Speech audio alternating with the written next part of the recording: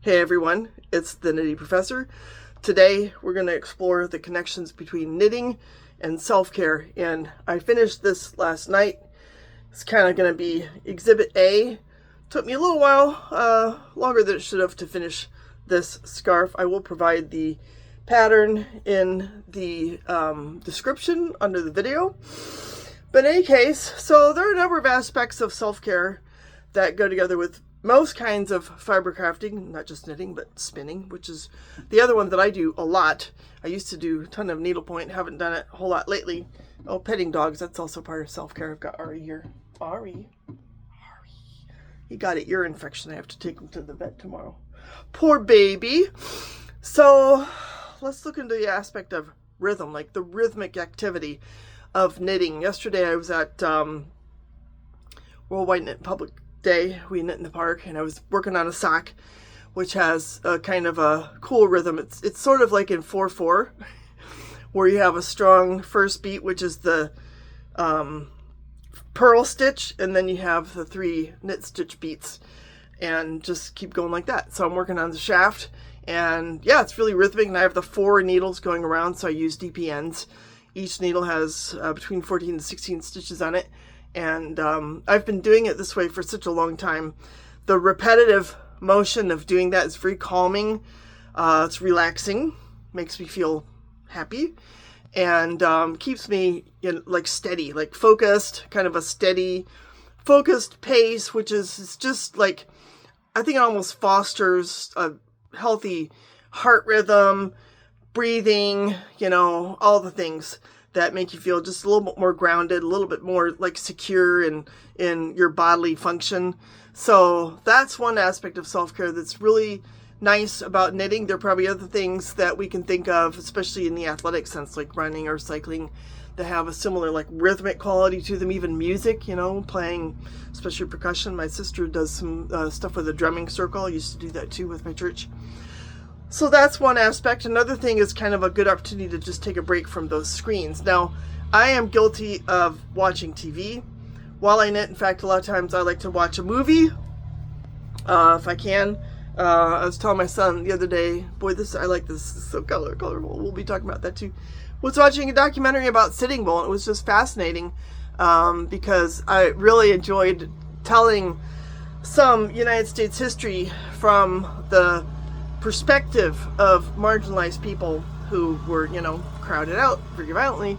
But I was knitting during that and kind of, just really resting in the zone, and I'm also guilty of, I do from time to time, like, pick up the phone. I keep hoping for good news. So, but when I'm spinning, I don't even do that. When I'm spinning, I'm like hyper focused on, I just want to get it done. Usually it's like I have 1 1/3 ounce, 1.3 ounces, because I have 4 ounces and I divide it into 3 chunks, and I like to get that chunk finished.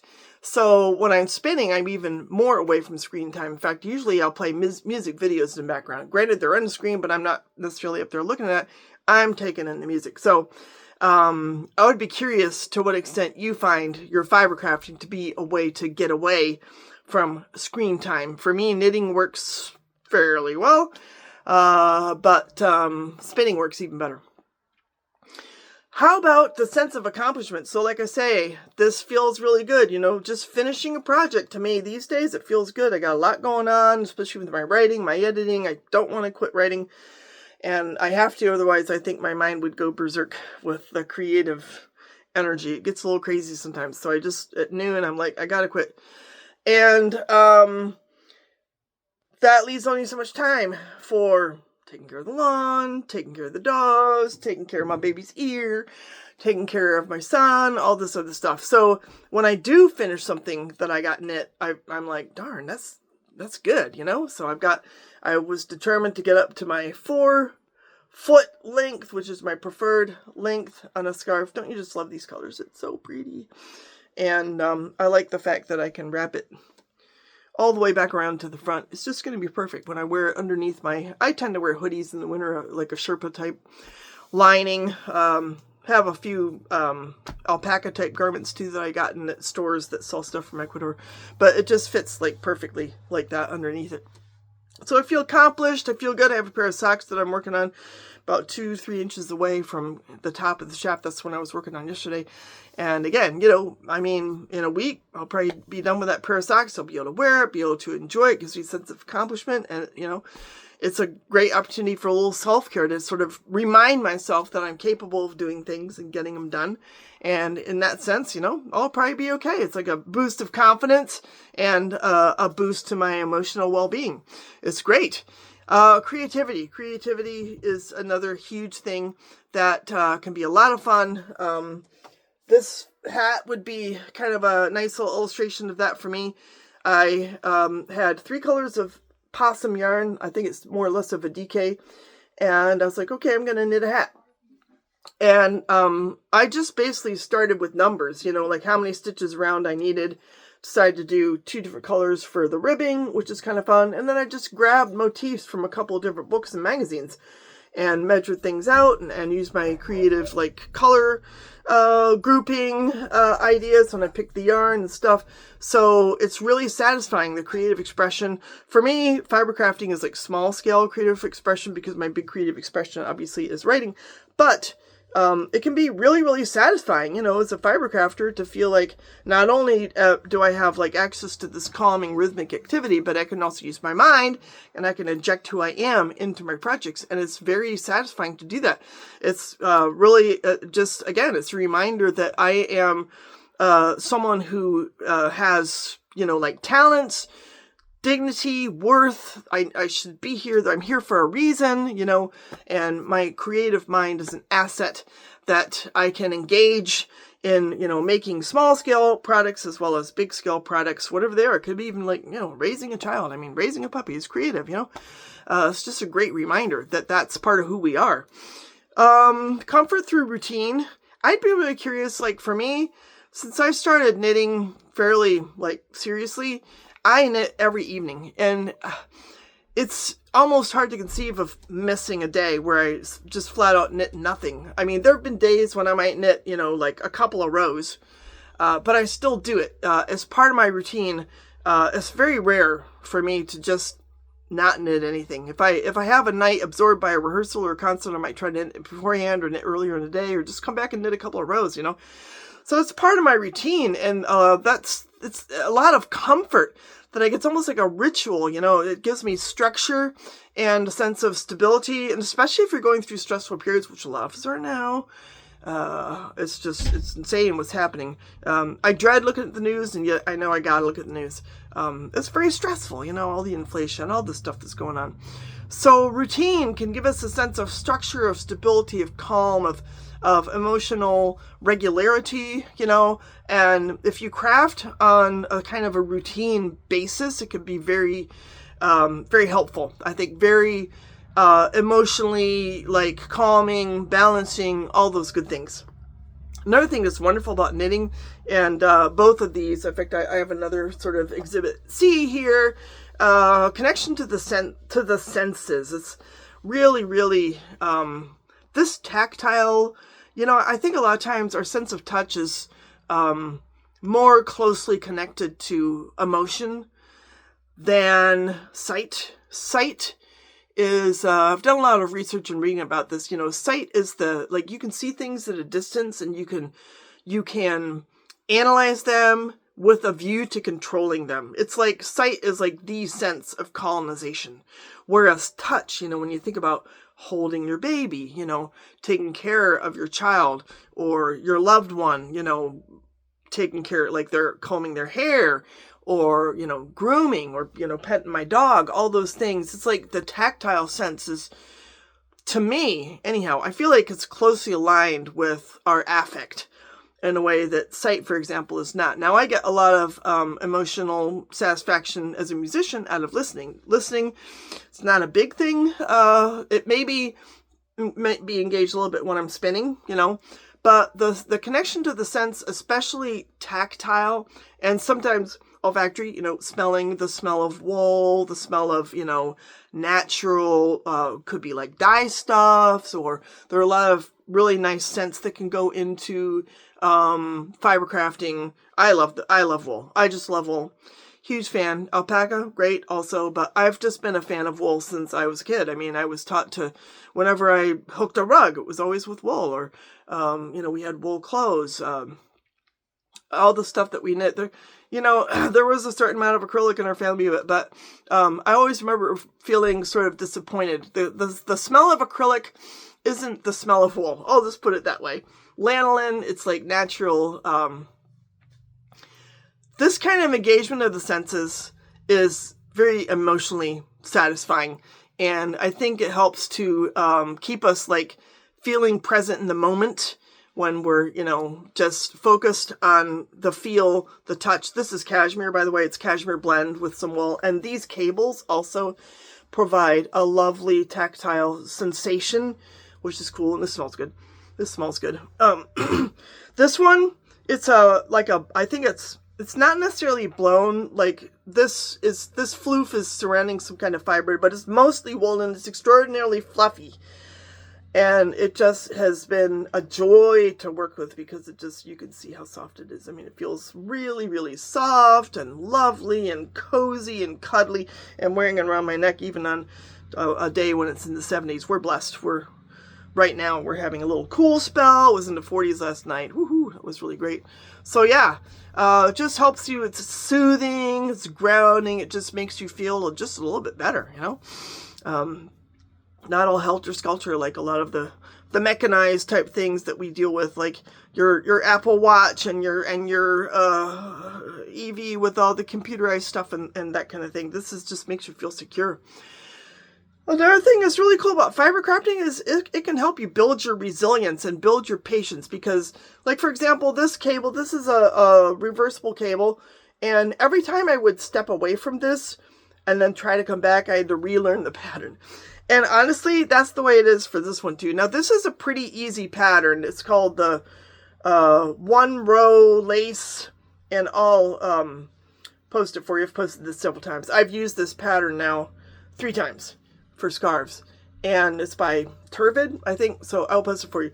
But it's they're like knit stitches, yarn overs, and knit together. So it's it's not complicated, but literally I forgot how to do yarn overs a week or so ago because I had put this down for 3 months and knit on other stuff. It's like, which way do I do the yarn? Is it yarn over? And I messed up a row, and then I just kind of like fixed it, on the go. Worked out fine. No one will ever know but me. I would dare anyone to find error in this scarf pattern. I might have found it. I'm not going to show it to you. It's not important. But in any case, you gain problem-solving skills. The ability to recover from mistakes, or, in my case, to accept them. And these are skills that can also benefit you in terms of your own emotional health. It's important to be able to recognize that we're not perfect. It's important to be able to recognize that not every problem is easily solved, that things may happen that demand patience, that demand resilience, and that the more of that we have, the better off we're going to be. So fiber crafting is kind of like a school, for these very valuable skills that serve our emotional health and help us to keep our cool, which is sometimes very important. Great form of self-care. Now, going back to yesterday and Worldwide Knit in Public Day, why the opportunity to strengthen social connections is really valuable. One of the things we do is show and tell. And that's just another aspect of the Fiber Guild. Whenever we meet, it just so happens that, we always meet the second Saturday. And so Worldwide Knit Public Day is an automatic meeting for our Fiber Guild. So we have this show and tell. And I actually showed off yarn that I had made, but I'm sure I showed off this hat at one point. And it's just one more example of building those social connections, talking to each other about the projects we're working on, the projects that we finished, what's on our mind. Like there's one woman who's really keen on reducing her yarn stash. She's in her 80s and, she's not going to be there forever. And she's like, I'm just trying to knit up as much yarn as I can. It's on her mind, it's kind of a deep thought when you think about it, And someone like me, I'm like, well, I want to figure out more about how I can provide more entertainment by doing more fiber crafting, putting it into my novels. And so I've got to learn more. So the volume that's coming out now has to do with building spinning wheels. And I was over there brought this Frank Fell spinning wheel that's missing the whirl so I could consult with my expert friend. And I was kind of surprised that she wasn't aware of Frank Fell, so we could share that sort of, like teach each other, that's an important kind of social connection too. And teaching each other crafting it just happens a lot when we're together, building friendships, helping each other grow, as crafters, but also as friends and as people. Very, very important aspect of self-care. Now, and we've looked at this next issue previously, which is creating comfort for others as well as for yourself. So I've been thinking about this, I fully intend to keep this scarf for me. However, I'll show you how much yarn I have left. I was thinking, I'm going to, really make some progress on this yarn. And I just feel like I barely made a dent. It's like, whoa, I could still put googly eyes in it and call it a creature. But what we're going to do is I'm going to knit the same scarf for my daughter. So create comfort for me, create comfort for her, and then we'll have mother-daughter scarves. And I think it's going to be really cute. And it's a great way of sort of extending the care to my flesh and blood. And I think she's going to love it. I think she'll be really pleased. I'll probably be able to get it done for her by Christmas at the rate that I usually knit. But yeah, providing physical warmth for me, physical warmth for someone who's close to me, physical warmth for a stranger could be also a source of emotional comfort for me, for my daughter, for my friend, for a stranger. And this, the opportunity to give, to be generous, affirms some of the most positive aspects of ourselves in a way that is gratifying. It's almost like giving for selfish purposes, because it really does increase your sense of well-being. I think that's a well-established power of making gifts of things that we make. So lastly, I will just touch on something that I think can benefit all of us in the kind of society we've been living in for the past 300 years, which is to encourage a slower pace of life. So slow fashion to me is, it's about wearing things that are long lasting so we don't have to keep making them. And so that, we're not thinking in terms of, I've got to wear something different next week, boohoo. But slow fashion also has to do with a slower pace of life. Just generally slowing down, taking time to smell the flowers, taking time to smell the possum-infused wool or the cashmere-infused wool. The emphasis on process over speed. I could use a sock knitting machine just like anybody else, but, I prefer to use the DPNs to take my time and to really just sort of indulge in every stitch and absorb the demand for all the work, all that labor. Every stitch is like its own act of, asserting my being and my creativity. And that slowness has its own sort of benefits, I think. We can also think in terms of valuing rest, valuing reflection while we're doing our fiber crafts, and sort of slow and steady progress rather than all the constant breakneck speed productivity that is demanded of a lot of people on the job. When my younger son talks about what he has to accomplish, he prepares industrial size orders of like screws and nuts and tiny parts and things for industry, and he has to count all, could be like 70 of a certain type of screw or 80 of a certain type of washer or something. He has to count all this, which is crazy. I'm like, they have machines that count coins. They can't have a machine that counts screws. I guess with all the variations on the kinds of screws that you might have to count, they haven't gotten there yet. But he has to do it super fast. It's just this hyper activity that is extraordinarily stress-inducing. But when I knit a hat, I can spend a month. It doesn't matter, and I can just relax and enjoy it and have, again, this wonderful sense of accomplishment when it's all said and done. Now, didn't really talk about color, but I've talked about color before. Obviously, the colors in this scarf I find mouthwatering, and I think that's a good note to end on, especially in Pride Month when, this sort of rainbowish, we're kind of missing the blues and the greens in here, but we got a lot of other cool colors that belong in that lovely rainbow. So on that note, I'm going to wish you guys a wonderful rest of your Sunday. Hope you have a great start to your week, and look forward to chatting with y'all again. Take care. Bye.